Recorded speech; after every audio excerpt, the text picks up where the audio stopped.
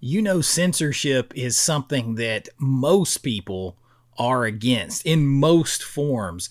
And when it comes to censoring movies and art, that is something that I have always been against. But what is worse is when that censorship is done in the name of an ideology that is divisive, that has problems it's not agreed to, and that censorship is done to support that for all the wrong reasons, and it takes away something that is supposed to be timeless, to mark the time it comes from, to be a product of its time, to even show us how things have progressed instead of rewriting history in the name of an agenda. And on this channel, you guys know that I talk about things like this sometimes as a filmmaker, as a former history teacher, as a former film teacher, and I try to avoid using the terms that trigger everyone like woke.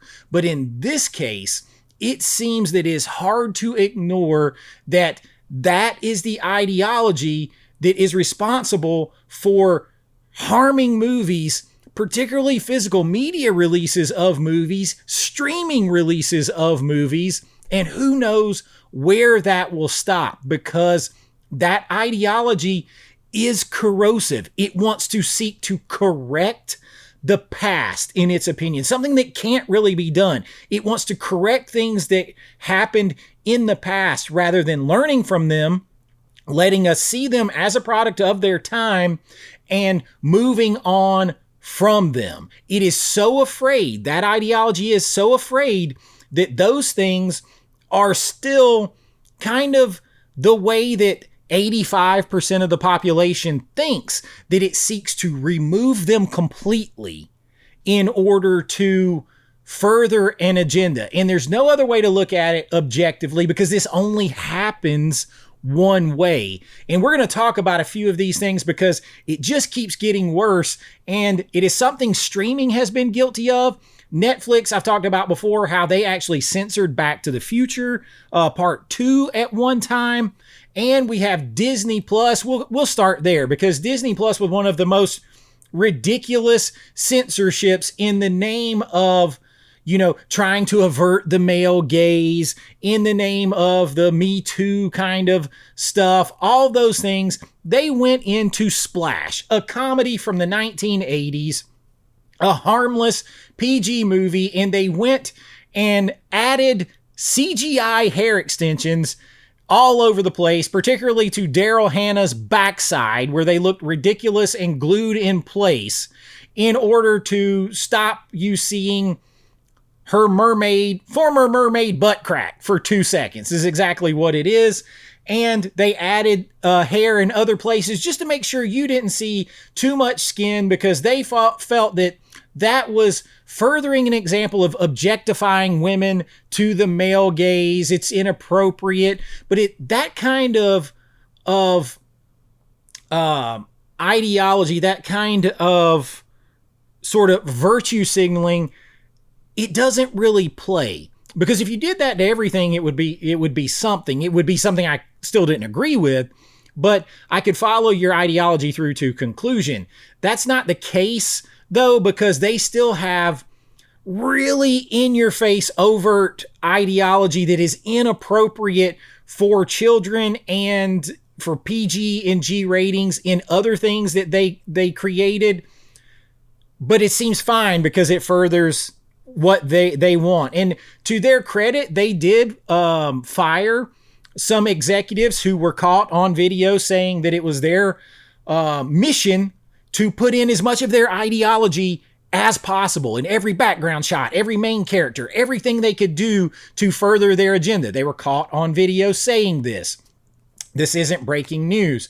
So the whole I'm doing it because this is inappropriate isn't right. You're doing it because it's part of your stated agenda, and it's censoring and changing the movie from what it was. And it didn't stop there, because they did it to Adventures in Babysitting. They took out the whole part where Elizabeth Shue's character was on the cover of a Playboy, which is central to that movie. It didn't even really show anything, but they took it out so that it didn't objectify or whatever, because that is part of that agenda. Unfortunately, these things used to be confined to streaming. Now, not so much. We have a new movie that is coming out that has basically been called The Purge for Sex. Apparently, the idea of this movie is premarital sex is against the law except for one night a year when you can do it as much as you want to. And the director said that, hey, we screened this movie and it had lots of nudity because the whole movie is about sex and the act of sex. So it had a lot of nudity in it because it made sense for it to be there. And they did these test screenings with like Gen Z and Gen Alpha and all of this. And they said they felt uncomfortable because of the social standards that they have grown up with. They felt uncomfortable watching nudity in public in a movie. And so the director went back and cut all of this out, even though like now he has a movie that is all about one night where people are having the most sex they can possibly have, where he doesn't show any sex or nudity. But he said it wasn't because they really objected to the nudity, because then he followed up with questions about, online nudity, only, OF nudity, and they had no problem going and doing all of that. So it's really about the appearance of a virtue signal and the appearance of an ideology, and not wanting to be labeled an incel or a chud or whatever else. So they fall into this ideology, but then they're secretly still doing it so the virtue signal doesn't track. In my opinion, if you're grown up enough to be doing it, you're grown up enough to be watching it at home, then you're grown up to handle going to a movie that you buy a ticket to that is about that subject matter. And it doesn't stop there, because now it's trickled to home releases. And I did a video, I don't know, about a year and a half ago, where Screen Factory released the movie Riddick. And they did not tell anyone that this was censored. And so people like me, you go out and you buy this movie, and suddenly you realize that there are little subtle things changed. And in this case, you had Vin Diesel at the end where he's been flirting with, I think it's Katie Sackhoff's character the whole time in the film. And at the end, when she's kind of like, when they're kind of rescuing each other, he smiles at her and she's looking at him, and there's this chemistry, and he squeezes her butt.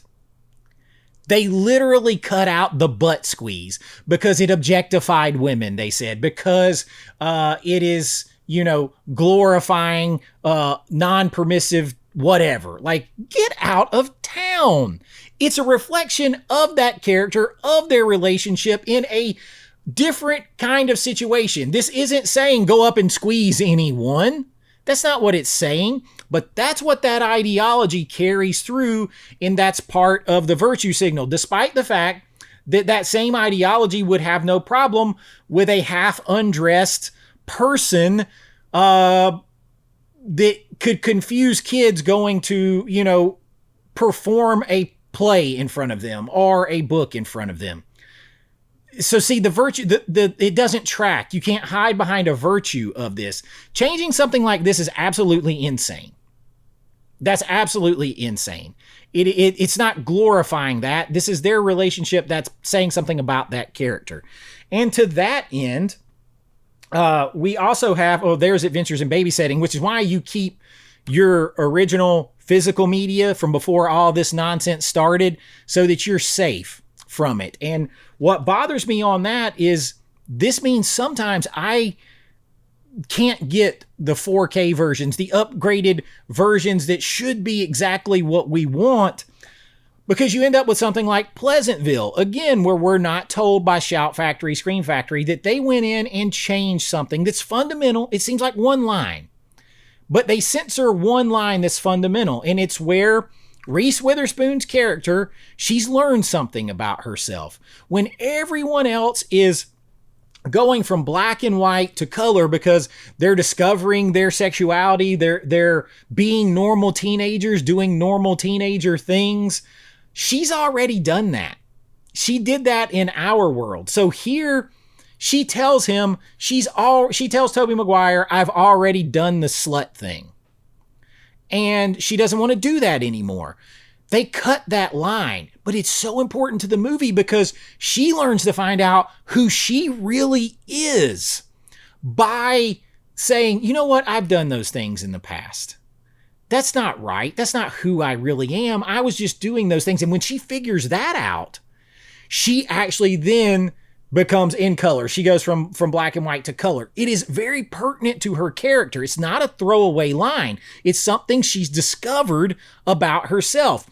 But we have to take that line out now because that's supposedly being judgmental to women. Nobody's judging her. She says it about herself as a character. She identifies that I was doing this thing.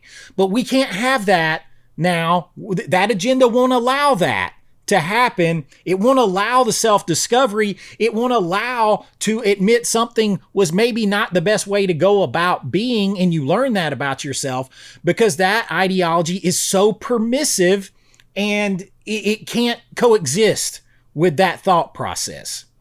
And so you take away this person's growth, their experience, who they really are, because it must be under this ideology that says all those things are fine. You should be fine. You should be happy that you did those things. There's no world where it will allow the self-discovery of Reese Witherspoon's character to say, you know what? I wasn't maybe doing things that I feel good about. Having constant, rendezvous and sexual relationships and stuff with random people, that really didn't make me feel good about myself, and I want to change. It can't allow that. It can't allow that. That ideology can't allow that. And that only goes one way, because the other side would say, that's fine. You live like that. That was your choice.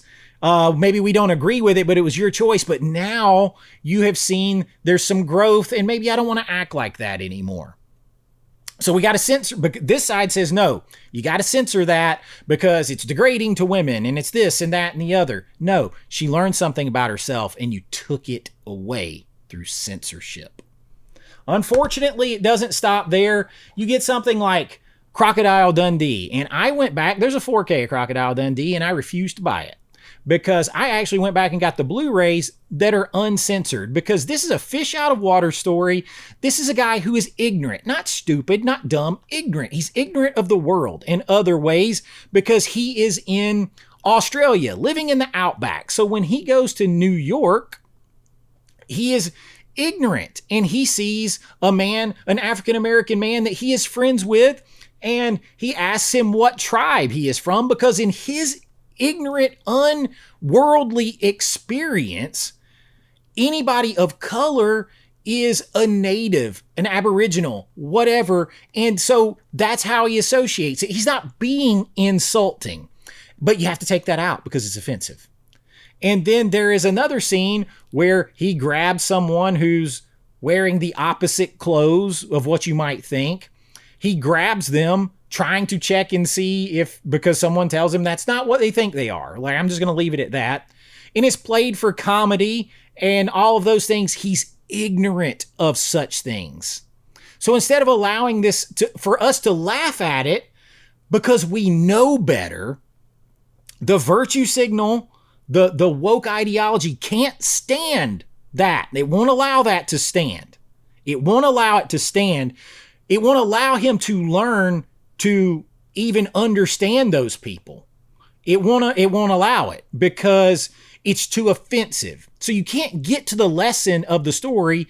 You can't get to the moral of the story because your morals are being dictated for you. So it has to be censored right out. And I am sure I'm going to offend a lot of people with this, and that is not my intention.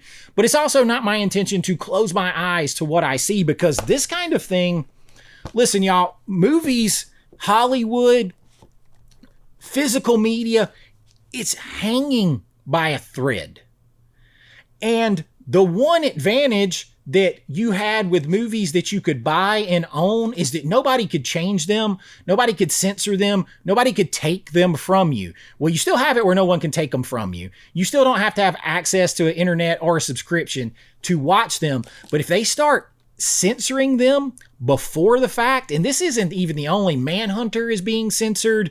The French Connection was censored. There's a lot of sneaky censorship that's going on in its attempt to rewrite history in the name of a passing social justice agenda that people are going to look back on in 10, 15, 20 years and look at it as repugnant because it changes. It's trying to change history, erase history, censor history, and we cannot allow that. This is something, had I known when I bought these movies were censored, I would never have purchased them because I will not support censorship like that in any way. I will not support that. And this isn't something that's going to an audience that's unassuming or captivated audience. This isn't the same as putting inappropriate books in a elementary school library or having inappropriate conversations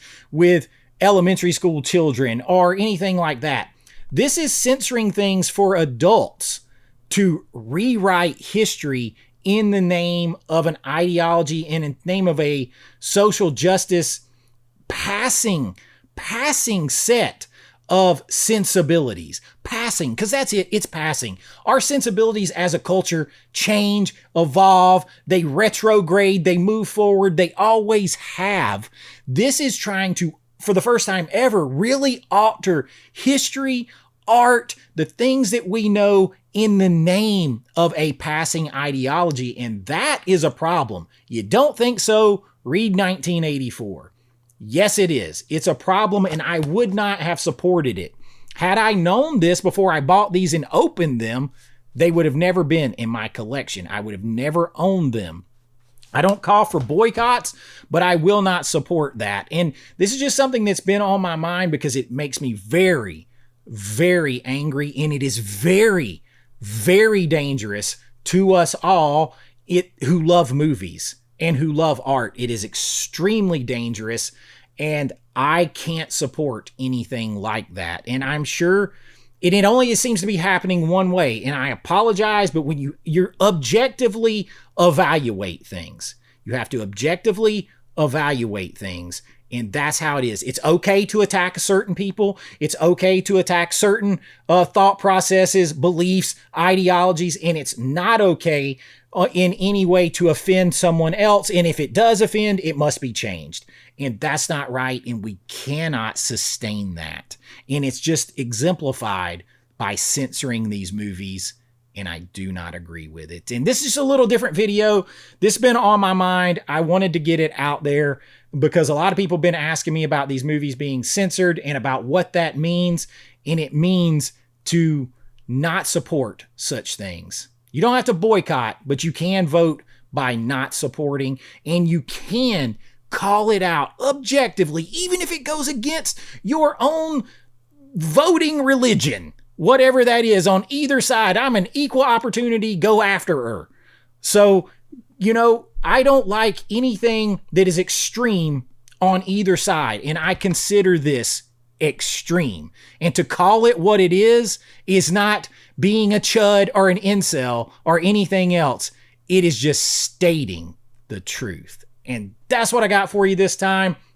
Lots of fun stuff coming up, but this had to be discussed, and it just kind of is what it is. I'd love to hear your thoughts about the censorship on these. Did you pick these up? Did you catch it? Will you support censored movies or not? Let me know in the comments. Like, hype, subscribe, all of that stuff. Spooky season, lots of fun stuff coming, but we did need to talk about this. I'm not going to just act like it doesn't exist. And that's what I got for you this time.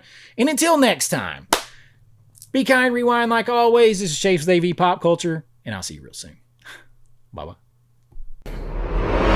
I know.